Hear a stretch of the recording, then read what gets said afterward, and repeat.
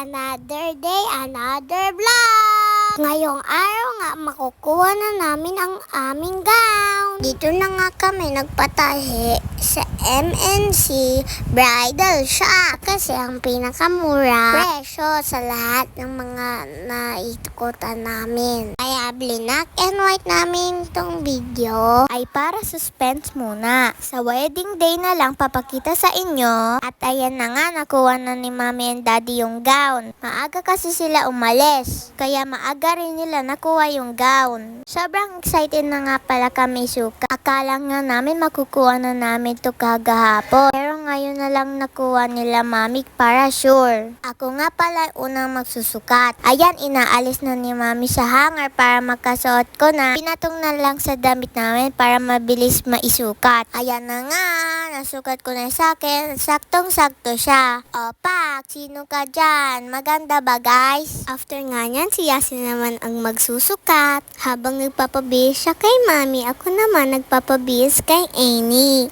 Para mapabilis kami. Ayan na nga, nabisa na si Yasi. Siyempre ako naman ang sunod. May pa-posing-posing pa nga ang person. Sheesh! Bumili pala si Mami ng mga headband na may flowers. Yun daw yung ilalagay namin sa mga ulo namin. At yan, tinatry na namin isa-isa. Maluwag pa nga siya dyan, pero pwedeng i-adjust. Sa wedding day namin mismo aayusin. Oh, kavog, ganda yan. Di pa nga namin nasuot yung shoes dyan. Kasi nasa bahay, dito nga pala kami natulog sa mga lola namin. At dahil naka-outfit na kami, magpa-practice na nga kami kung paano lumakad. Opak, rehearsal yarn. Last time na nag-flower girls kami, 1-year-old pa lang kami noon. At baby pa si Yasin noon. Ayun lang, tapos na. Bye! Mwah, mwah, mwah! See you on our next vlog. Bye!